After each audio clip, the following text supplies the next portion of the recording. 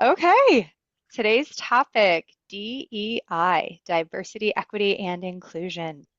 So I wanted to start by saying we are certainly not experts in DEI. There's way more qualified people out there that can claim themselves as being experts, but we did think it was important to shed some light on a systemic issue within our industry, the research and insights industry, particularly, and just talk through maybe what some of our clients are doing in terms of DEI and also we talk to a lot of candidates all the time and ask them what they're looking for in terms of DEI. So we wanted to talk that through with you and hopefully provide some insight, right? So Yeah.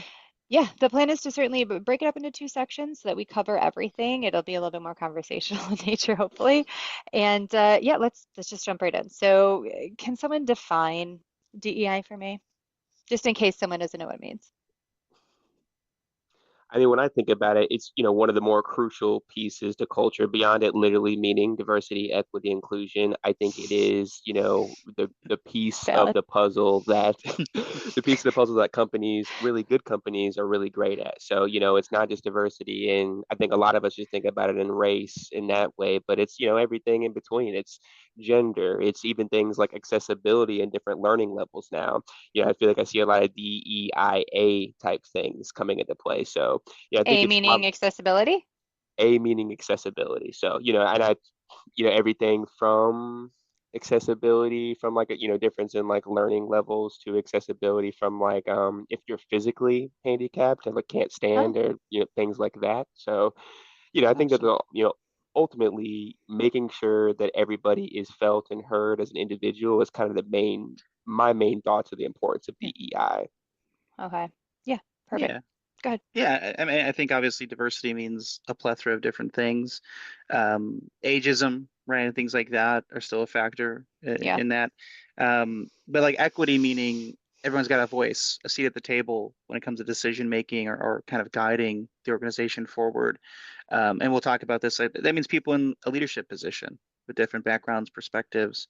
And then inclusion, I think the best way to highlight that would be they're valued, right? Okay. Their voices, their perspectives, um, their efforts that they bring to the table. Everybody has the ability to do so, and can kind of have an impact on not only culture but obviously the direction of an organization as well to a degree. Perfect. Yeah. DEI meaning not just a cultural definition for a company, but Yeah, really highlighting the fact that DEI is pivotal to a company's growth, revenue, reputation, talent retention, and all those types of things. Like we need to be evolving more as an industry, the research and insights industry, to be more DEI forward for a number of for reasons. sure. Yeah, that's great. Perfect. And highlighting too, you guys touched on it, but that diversity, we usually think diversity in terms of race, right? But that is a big one, right? Yeah, But there's other types of diversity as well. Gender, sexual orientation, Dan mentioned age, cultural backgrounds, religions, just having all these different perspectives inside of your company is just going to make you greater, right? In terms of creativity and um, reputation, all those types of things as well. Uh, but yeah, I digress. So, what we can jump in talking about clients. I think that we probably have some really great examples of what some of our clients are doing. We can speak in a general capacity, or if you want to talk about something specific, go for it. Let's hear about some examples that we're already very aware of. yeah. Well, I feel as if I spoke to actually one of my candidates this past week who, I will say that he works at one of the more popular market research agencies, medium size in media and entertainment. And Okay. I'm sure without even saying the words, I'm sure a lot of folks know who that is. But he was actually a part of the DEI team internally at his company. So, Mhm. they took the approach of, hey, we have a bunch of great researchers in house. Why can't we have them also do research on us to make us a better company? So, he was doing a lot of internal sentiment surveys to see how people felt Okay. about the company and their pain points and, their it's I feel as if that's almost a double whammy for somebody in leadership to see that, hey, we have somebody on staff who wants to do this and we're utilizing their skills and they're helping create a great safe environment in a place that they want to work, and hopefully they'll share with some of their friends as well. And I think that kind of, I know that we're going to talk about retaining talent in a little bit, but that kind of idea of having somebody create something that they want and to share it with others, that's how, companies are build great diverse talent. It's word of Yeah. mouth. It's hearing things from, people Right. internally. And then is that person on like in a human resources function, or do they No, work in insights and then they're in charge of a separate like culture-based DEI function? Is that that boy is doing research on media and entertainment and Oh, movies okay. and fun stuff. And then So then his on top of that, he's taking initiative and I'm curious too, like are these things, sorry, I'm rambling now, but I'm thinking like I'm curious too then did he come to the organization with those thoughts in mind and then implemented, or did the company come to him like, hey, are you interested in implementing something like I think that has a big push and pull effect too. And not well, that you so know that I answer, don't. but Yeah, I would say like specifically, I couldn't to give you like how long they've been around, if this was something he right. actively had to. But I guess I would say that Interesting. kn- knowing this person and who he is as a candidate, and we've worked together a couple of different times in the past. I know he's somebody who's actively kind of seek those things out, and I think the company itself is a place that's very open to having folks wear extra hats and do extra things internally. Got So it. I think that again, like what I said earlier, double whammy from the perspective of, hey, we have a great researcher in house already. Why don't we have him do research on what can make Right. our company better? And somebody who this this guy's like me, a talker, and like I think a showman. So it's good to get people like that in front of others as well. Yeah, for sure. Yeah, yeah, and I think obviously that's one example from what we see. But I just think back to some of the clients we work with that are large management consulting firms, Fortune 100 companies. They do a lot of training initiatives, meaning like that could be something online where they have everyone get together and have a speaker talk about it, or even like somewhere I used to work, it's called Lunch and Learns, where you get everybody together in a room and you have a speaker to come and talk about some of these issues and They bring out serve you lunch as a motivation to attend, right? correct and learn ideally. But it's like to talk about specific things, and with DEI particularly, it could be just learning obviously what that is, right, in a better sense for the organization, but specifically how to spot your own bias, how Hmm. to be a safe space, how to be an advocate for that within the landscape, how to be a little bit more inclusive as an individual, right, in your language and how you approach and talk to people. Like those things, though they may be cringy, I was right, or gonna something say like that. Is that. that cringy? Uh, It seems like I it mean, they can can be. It be, could be. It right, and could it can be. be uncomfortable because Yeah. it's a tough topic and people have to learn, and they're learning on, in real time. They have to reflect on themselves of how they're acting in those cases. But those things, I think, are a large initiative as well that companies will put together that at least helps give people a better perspective, a little bit more comfortability around a topic Yeah. that is tough to talk about in most cases. Just basically defining what is DEI, why is it important, right? It's not always necessarily just about having different ages and different races. Like it's so much more Yeah, than that, right? Having more creative thought and how it can benefit your business too, from a business perspective, and getting people on board to really understand what that means, and then absolutely. taking initiative. And Pearson touched on this too. I mean, I think it starts small. Companies big and small, right? Really, I guess, figuring out what your pain points are or like where your gap areas are and honing in on that is a good way and a good thing that companies are doing. Um, Doing an employee survey, as Pearson mentioned, finding out what employees are talking about. Maybe they already feel comfortable. Maybe there is a high level of inclusivity in your organization, you're not aware. So before you go out and spend thousands of dollars on DEI training and all these things, start small. Learn Right. from your current employees like what it is that you need to be doing and where they feel comfortable, right? Yeah, I Yeah. mean, I think for sure, but in reality, the the ability of that stuff to have impact is only as much of an advocate and an agent of change as the leadership wants to be, Yeah. right? Like you can do all of these things and have these surveys, but if they're not really listening or they don't care for the findings in it, it's hard to change things. So I think it also starts. You can have all these initiatives, but it also has to have the buy-in, from a leadership Yeah. perspective too. Starting from the bottom up, but also a drip from Top the top down, down, right? like anything, I guess. Yeah. I mean, I that's a mean, I good guess I'm segue. Go ahead. Yeah. No, please. I guess I'm torn there because I mean, like what you said, Lindsay, I feel as if it is something that, at the end of the day, people like my candidate who is a market research manager has the ability to impact this company at a pretty small level, or I guess not at a large level, but in a position that's not CEO, COO. But Hmm. just like what Dan said, I think at the end of the day, if we're looking at this as a team and we have a leader, you always want your leaders to feel the same sentiment as you do. But I mean, I thought the best point you Yeah, made right there is, hey, just take a temperature check or a poll to see if, you For are sure. bad at this, or if you have something, if you maybe if you everyone end up feels fine. Yeah, if you yeah, have an inclusive culture. Hmm. if you end up having an inclusive culture, I mean, you could actually be able to take some of those things and highlight it more to your candidates, next steps wise. So I think that, those things could Continuing it. ultimately continue to help retain, but Yeah. continue to help attract talent as well. For sure. Yeah, before we get too much into, because I definitely want to talk about how to recruit diversity. I want to talk a little bit more about specific examples people are doing that aren't specific to recruiting, which is hard for us considering we're recruiters and that's what we Yeah. focus on. But I think something that is pivotal to an organization's success when it comes to DEI is having diverse leadership representation. I Okay. mean, we'll talk about Idea Council later, but they're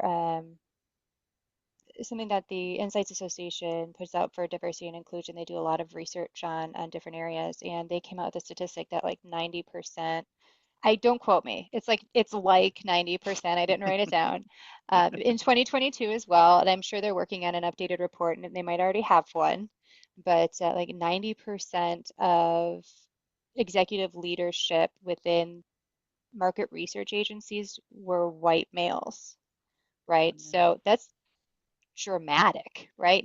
Yeah. 90%. So we need to continue to evolve our industry, and having diverse leadership is certainly a step in the right direction. Diverse, once again, in terms of all different types of things, but allowing your staff to be seen, be represented, and feel like a type of ownership and not like a minority, Yeah. right?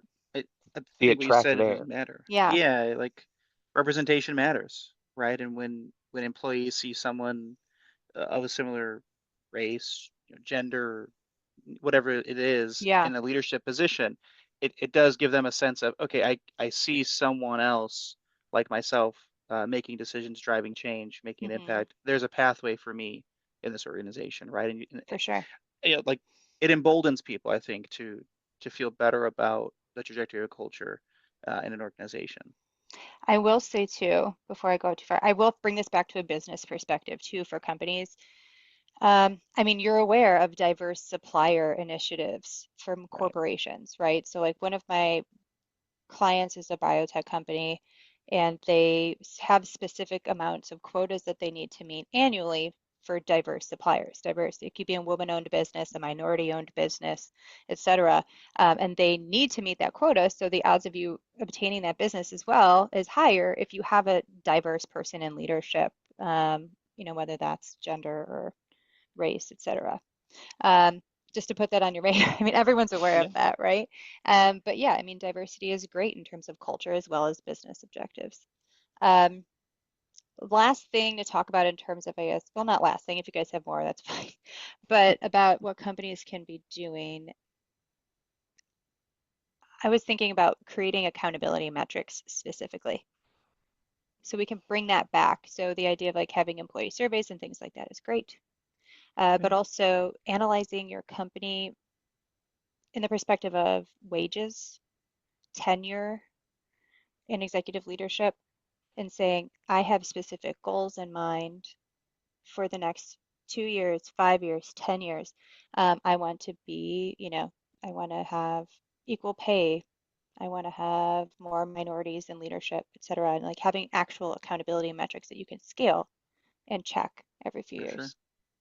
Yeah, and I think that that's a great place to start. I know that sometimes it's a lot easier for folks to do that at a smaller company than some larger organizations to sit down with HR and, make these decisions. And transparently, I mean, it's got to be tough to kind of define some of these metrics because this is such a new environment. Like, how are we going to I feel as if it's almost again, even we kind of get cagey about talking in the office and like we're all friends here, but Hmm. it's tough to talk about, hey, I need to target this specific group of this Yeah, minority and reach out to X amount of folks of those people. Like it's tough to put that on a piece of paper unless you are a large biotech company who is, has super large global initiatives where this all they're kind of hiring makes sense. 50,000 people over the next 3 years or whatever. Yeah, it makes sense. Yeah, So you could like you could do that. Hmm. things like that. I feel like it's easier to have those types of conversations there, but I think ultimately it's going to boil down. I know I harped on it a lot last week, but the accountability side and holding yourself to a plan. Take the metrics, whatever they may be, if you want to define them as reaching out to X candidates for so and so, or I really like what you said about, start small. Like look at your team internally. How can we make sure everybody's on the same playing field? I Yeah. think Of course. from getting the perspective of making sure everybody's set at a good place, then we can expand as well. Then you can start thinking about things as far as, all right, just for an example, I have two dudes in leadership, but I have four women who are analysts. How can we mix this around a little bit more to show the women that they could transition more to that research manager level and things like that? I think Hmm. we talked about it earlier, being able to visualize and see the track for these researchers, it's such a key important part for the trajectory and what they want to see in next steps wise. Yeah, that was beautiful. Perfect. And I thought of something else too, and then I was listening to you so intently that I forgot what exactly it was. I, I'll add on to that too. I think Please. while you think about that, I think Okay. when companies create these initiatives, it's good obviously as a I'll use the term like self-scouting, right? Like every time you have a round of like an interview or a role posted, you level set and check, did we hit our goals? Are we evaluating ourselves appropriately? As well as internally, bonuses, trajectory, growth, all those things. You're keeping track of it and staying to a plan and a strategy. I think that's important for companies broadly to do. But I also want to level set and say not everyone is there, right? There's plenty of companies that are trying to do these things, and they Yes. may feel like, wow, we are not doing it nearly as much as we should be. That doesn't mean you're a That's bad company okay. or bad That's people. okay. Yeah, like as long as you're kind of in a process of acknowledging we can do more, Yeah. figuring things out, self-evaluating, maybe starting those processes, that's doing a lot better than a lot of other companies in the landscape, right? That's something you have to start doing. And I think don't be scared if all the things we're talking about aren't things you're doing right now. That's okay. Hmm. It's got to start somewhere. Yeah, I think we talk to our clients too when they're small, and they don't have a lot of diversity. We're trying, we're trying so hard. And we're like, okay, well, what are you doing? Let's talk about Right. it. Let's have a consulting session on how we could get there and help you, find what it is that you're looking for without screening based on race, which is Yeah. something we do not do, right? Right. But the idea is that we could talk about recruiting diversity. Are we ready to segue there? I Yeah, think so. Yeah, okay, good. Because what I was thinking too, so the idea of obviously the number one thing you need to do, not just to retain the staff, but to hire a diverse candidate pool, is to create a pipeline of diverse candidates. So how do we get there? One of my clients, I'll jump in first because I was thinking about this and I'll forget it. The one of my clients is a small brand strategy firm. They're probably like 150 people, East Coast based. They when I asked them about this, something that they do is make sure that whenever they're screening candidates, the first call is blind. So they don't do videos.